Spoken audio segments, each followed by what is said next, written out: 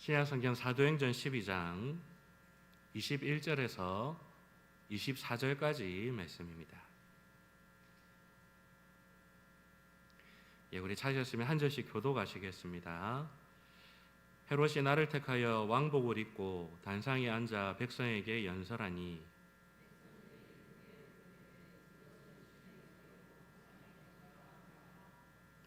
헤롯이 영광을 하나님께 돌리지 아니하므로 주의 사자가 곧 친히 벌레에게 먹혀 죽으니라. 하나님의 말씀은 흥왕하여 더하더라. 아멘. 예수님의 복음이 유다와 사마리아를 넘어서 이 땅끝 이방 지역에 임하게 되었습니다. 그러자 이 교회의 대적자들은 본격적으로 교회를 대적하고 박해하기 시작했습니다. 이러한 위기의 때에 이 당시 초대교회가 어떠한 태도로 이 위기를 인내했고, 그리고 어떻게 하나님께서 이 모든 위기를 이기게 하셨는지를 오늘 본문이 잘 보여주고 있습니다. 오늘 이 마지막 때를 살아가는 우리가 어떠한 태도로 살아가야 되는지를 오늘 본문을 통하여 그 지혜를 배우기를 소망합니다. 예수님의 복음이 땅끝까지 뻗어가고 있는 상황이었습니다. 심지어는 이 일을 위해서 안디옥 교회는 교회의 가장 유능한 목회자였던 바울과 바나바를 입원하시면 됩니다.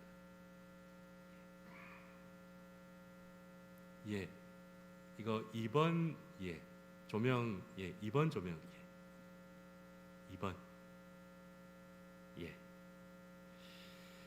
바울과 바나바를 이 선교사로 파송하는 그런 결정을 내리기도 했습니다. 말 그대로 순풍에 돛단 듯 예수님의 복음이 거침없이 땅끝을 향하여서 나아가고 있었습니다.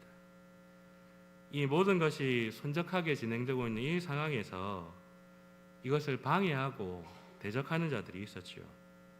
바로 이 불신 유대인들과 그들의 왕이었던 헤롯 왕이 바로 이 대적이었습니다. 예수님의 복음이 유다와 사마리아를 넘어서 온 세상으로 퍼져가는 이것이 그들에게는 위기로 느껴졌던 것이죠. 그래서 그들은 이것을 방해하기 위해서 교회를 박해하기 시작합니다. 이미 앞선 본문에서도 스데반의 순교를 통해서 예루살렘 교회에 큰 위기가 있었음을 알 수 있습니다. 그러나 이번에는 예수님의 제자, 그 중에서도 교회에 가장 영향력이 컸던 그 사도들을 공격하기 시작합니다. 가장 첫 번째 공격 대상은 바로 사도 야고보였습니다. 예수님께서는 늘 함께하던 3명의 제자가 있었지요. 베드로, 요한, 야고보였습니다. 바로 그 중에 한 사람인 이 사도 야고보를 유다왕 헤롯이 칼로 죽이는 사건이 일어납니다. 헤롯왕이 이 야고보를 죽인 이유는 단순했습니다. 바로 유대인들이 좋아했기 때문에 그렇습니다. 헤롯왕은 자신의 인기를 위해서 교회의 기둥과 같은 사도 야고보를 칼로 죽이는 일을 했죠. 그런데 유대인들이 이 모습을 보고 너무 좋아하고 기뻐하는 겁니다. 그래서 헤롯왕은 또 신이 나서 또 다른 사도를 잡아들입니다. 그는 바로 교회의 또 다른 기둥이었던 사도 베드로였습니다. 원래 이 헤롯왕의 계획은 무교절날 베드로를 잡아들였다가 6월절 명절이 지나자마자 사람들이 다 보는 앞에서 이 베드로를 죽이는 것이 원래 목적이었습니다. 이 유대인들과 유대인의 왕이었던 헤롯은 여러분 불신자들이 아닙니다. 이 사람들은 이스라엘 사람들입니다. 그들 스스로 하나님의 백성이라고 자부하던 자들이었습니다. 그런데 실상 그들이 하고 있는 것은 마귀의 종의 모습을 하고 있었던 것이죠. 바로 하나님의 교회를 가장 효과적으로 무너뜨릴 수 있는 이 마귀의 전략에 아주 즉각적이고 신실하게 순종하고 있는 이 유대인들의 모습이었습니다. 마귀는 교회의 기둥과 터인 이 사도들을 하나씩 죽여나가는 전략을 시행하고 있습니다. 그러므로 이 야고보와 베드로가 잡혀있는 이 사건은 교회 전체가 흔들릴 수 있는 사건이요, 바로 이 교회의 복음 사역이 중단될 수 있는 아주 중요한 위기의 상황임을 알 수가 있습니다. 이러한 위기의 상황에 교회가 보인 반응은 무엇일까요? 이렇게 교회에 닥쳐온 위기를 해결하기 위해서 교회가 보인 태도가 무엇입니까? 그것을 잘 보여주는 것이 우리 오늘 본문 앞에 있는 12장 5절의 말씀입니다.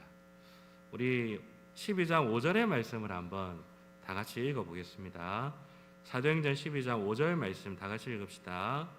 이에 베드로는 옥에 갇혔고 교회는 그를 위하여 간절히 하나님께 기도하더라. 아멘. 이것이 교회의 반응, 교회가 가졌던 태도였습니다. 교회는 기도했습니다. 여러분, 혹시 이런 교회의 태도가 혹시 좀 답답하게 느껴지진 않으십니까?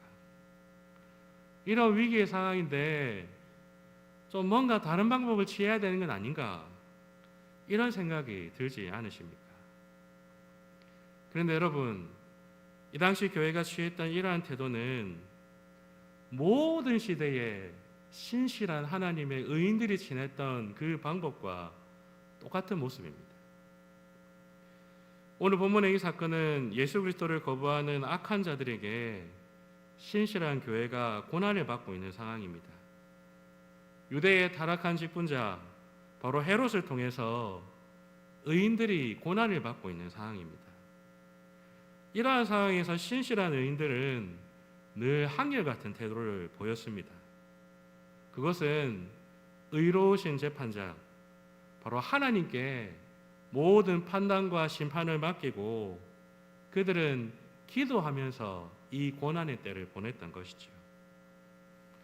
의인들이 악인들에게 대항하지 않고 고난당하는 것은 힘이 없기 때문에 당하는 게 아닙니다. 맞설 수 있는 능력이 없기 때문에 어쩔 수 없이 고난당하는 게 아닙니다. 예를 들면 여러분, 다윗은 이스라엘에서 인정받는 장수였습니다. 탁월한 무력을 가진 자였습니다.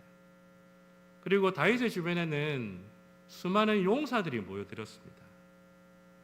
하지만 다윗은 사울과 대적하여 싸우지 않습니다. 그저 사울을 피해 도망 다녔습니다. 심지어는 사울을 죽일 수 있는 그 순간에도 다윗은 그렇게 하지 않았습니다. 왜 그렇습니까? 자신에게 사울을 심판할 수 있는 권리가 없음을 알았기 때문에 그렇습니다. 의로우신 재판장 여호와 하나님만이 이 사실을 판결할 수 있고 심판할 수 있음을 알았기 때문에 그것은 하나님께 맡기고 그저 자신은 이 고난의 때를 묵묵히 지났을 뿐이죠. 힘이 없어서, 능력이 없어서 피해 다닌 것이 아닙니다. 하나님의 뜻이 아니기 때문에 피한 것입니다. 성경의 의인들은 악인들에 의해서 착취당하고 타락한 재판관에 의해서 불의한 재판을 받으면서 고난을 당했습니다. 하지만 그들의 태도는 늘 한결같았습니다. 그들 스스로 대항하는 것이 아닌 의로우신 재판장이신 하나님께 맡기고 그들은 기도했습니다. 그 수많은 기도들이 우리 시편에 기록되어 있지 않습니까? 이것은 지금 교회의 상황도 마찬가지입니다. 초대교회가 힘이 없어서, 능력이 없어서 이 고난을 그냥 당하고만 있는 것이 아닙니다. 여러분, 이미 본문의 교회는 엄청난 수로 성장해 있었습니다. 그리고 교회 안에는 가난한 사람도 많았지만은 사회적으로 권세 있는 자들도 있었습니다. 그 대표적인 예가 마나엔이라는 사람이죠. 이 마나엔은 헤롯 왕과 함께 자란 왕족입니다. 여러분, 만약에 이 수천 명의 신자들이 이 왕족 마나엔을 앞세워서 폭동을 일으켰다면 여러분, 헤롯 왕이 교회를 우습게 여길 수 있었겠습니까? 이런 교회가 힘이 없어서, 능력이 없어서 가만히 당하고만 있는 게 아닙니다. 마음만 먹으면 헤롯 왕과 유대인들을 겁박할 수 있는 힘과 능력이 있었습니다. 하지만 그것이 하나님의 방법이 아니었기 때문에 하지 않았던 것입니다. 그래서 성경의 모든 의인들이 그랬던 것처럼 의로우신 재판장에게 모든 것을 다 맡기고 그저 그들은 간절히 기도하고 있었던 것이죠. 오늘 본문에 이러한 초대교회의 이 성도들의 태도는 오늘 우리에게도 여전히 교훈이 되고 적용이 되어야 합니다. 우리는 교회 안에서 억울한 일을 만날 때가 있고 불의한 일을 경험할 때가 있습니다. 뿐만 아니라 세상에서도 오해를 받고 억울한 일을 당할 때가 있습니다. 그럴 때마다 우리는 어떻게 해야 됩니까? 사람과 싸워야 됩니까? 세상과 치고받고 싸워야 됩니까? 우리는 도대체 이 모든 일에 어떻게 반응해야 됩니까? 우리가 할 수 있는 일은, 우리가 해야 되는 일은 하나님께 기도하는 것입니다. 의로우신 재판장, 하나님께서 모든 것을 판단하실 것을 믿으며 기도하며 이 고난의 때를 견디는 것, 그것이 모든 성경의 역사 가운데 나타난 의인들의 선택이었습니다. 여러분, 예수님께서 십자가 달려 돌아가신 것은 힘이 없어서, 능력이 없어서 그렇습니까? 아니지요. 예수님은 충분한 힘과 능력을 가지신 분이셨습니다. 그러나 예수님은 말없이 십자가를 지셨습니다. 로마의 군대에게 대항하지 않으셨습니다. 왜냐하면 그것이 모든 성경의 의인들이 한결같이 걸어온 믿음의 태도, 믿음의 길이었기 때문에 그렇습니다. 여러분, 우리가 무식해서 힘이 없어서 그냥 당하는 게 아닙니다. 원수 갚는 것이 하나님께 있기 때문에 그 하나님께 맡기고 우리는 기도하며 고난의 때를 지나는 것입니다. 여러분, 이 믿음이 우리 안에 있어서 사람의 능력으로, 사람의 힘으로 우리의 고난을 해결하려고 달려드리는 자들이 아니라 하나님의 신원하심을 바라면서 하나님을 신뢰함으로 그 하나님의 뜻대로 이 시간들을 온전히 통과할 수 있는 저와 여러분 되시기를 간절히 바랍니다.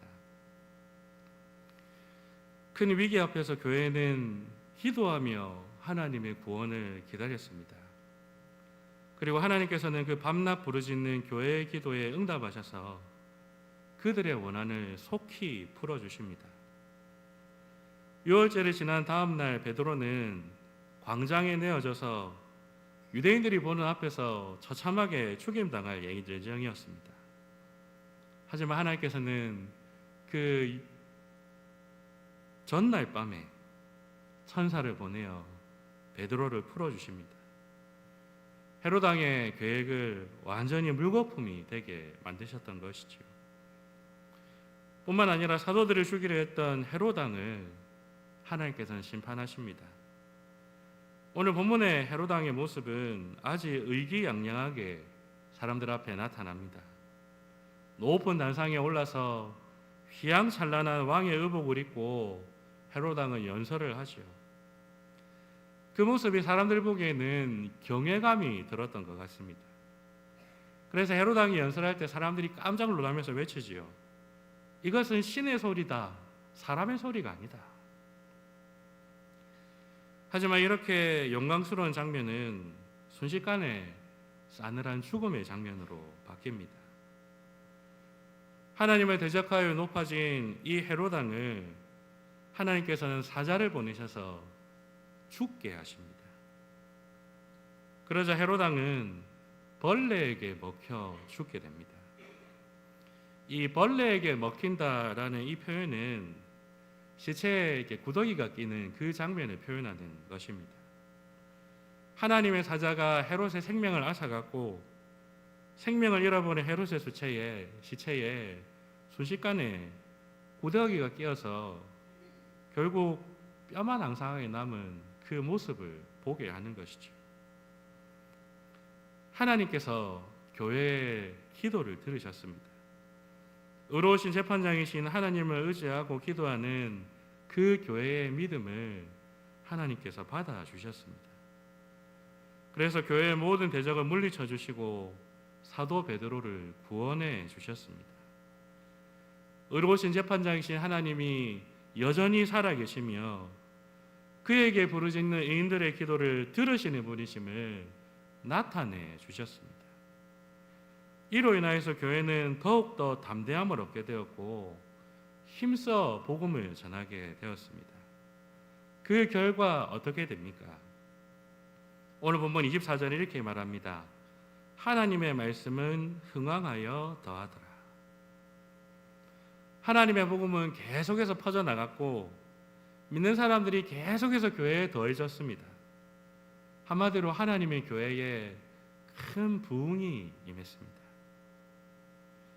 고난과 핍박으로 교회의 기둥과 터가 흔들리는 그 순간에 교회는 믿음으로 반응했습니다. 하나님의 선하신 인도를 신뢰하며 기도함으로 이 순간을 이겨냈습니다.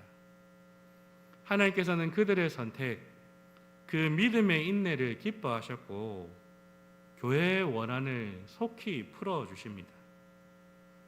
그리고 오히려 교회는 핍박을 넘어서 새로운 부흥의 때를 맞이하고 있습니다. 바로 이 하나님의 구원의 역사가 신실한 하나님의 교회를 통해서 이어지고 있음을 우리는 보게 되는 것입니다. 오늘도 여전히 하나님께서는 하나님의 구원의 역사를 진행하십니다.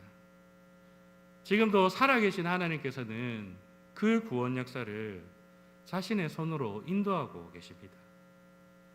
그러면 하나님께서 자신의 구원 역사를 성취하시기 위해서 누구를 사용하십니까? 바로 하나님의 말씀에 신실한 교회를 사용하십니다. 특히 위기의 순간에 사람의 방법이 아닌 하나님의 방법대로 순종하는 그 교회를 하나님께서 사용하고 계신 것입니다.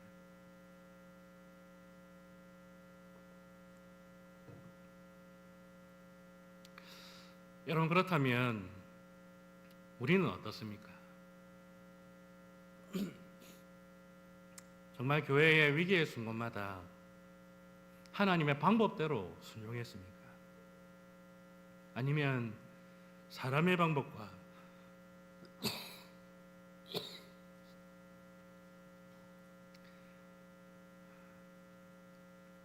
사람의 위력을 사용했습니까?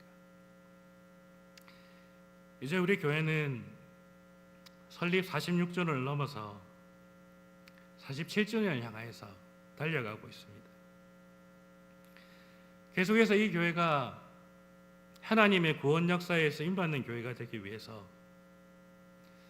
우리가 할 수 있는 일이 무엇입니까? 그것은 바로 사람의 방법을 버리고 하나님의 방법, 말씀의 방법대로 순종하는 것입니다. 그렇게 할 때 우리 교회는 하나님의 구원 역사의 도구로 온전히 쓰임받게 될 것입니다. 그것이 바로 부흥이라는 모습으로 나타나게 될 것입니다. 사람의 방법과 사람의 능력으로 대응하지 않고 모든 판단을 하나님께 맡기고 공의로우신 재판장이신 하나님께 기도하는 교회. 하나님께서는 그 교회를 통해서 하나님의 구원 역사를 이루어 가십니다. 여러분, 하나님의 방법, 말씀의 방법을 늘 선택하는 우리 교회가 되기를 바랍니다. 그리고 그러한 선택이 우리의 문화가 되고 우리의 전통이 되기를 바랍니다. 그래서 우리뿐만 아니라 우리의 후손들까지도 그렇게 하나님의 손에 크게 쓰임받는 아름다운 교회로서 온전히 세워지기를 바랍니다. 이것을 위하여서 우리를 돌아보고 그리고 이 교회를 위해서 기도할 수 있는 저와 여러분 되시기를 간절히 바라겠습니다. 다시 기도합시다. 하나님 아버지, 우리를 교회로 불러주시고 이 교회 안에서 하나님의 나라를 누리게 하시니 감사합니다. 우리는 그 은혜 가운데서 어떤 선택을 해왔습니까?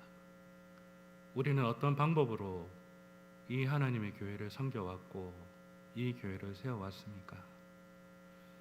온전히 하나님의 방법, 말씀의 원리를 따라 선택하며 이 교회를 세우는 우리 모두가 되게 하옵소서.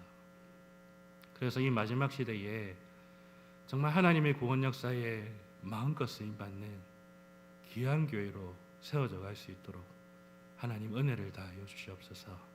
우리 주 예수님 이름으로 기도합니다. 아멘.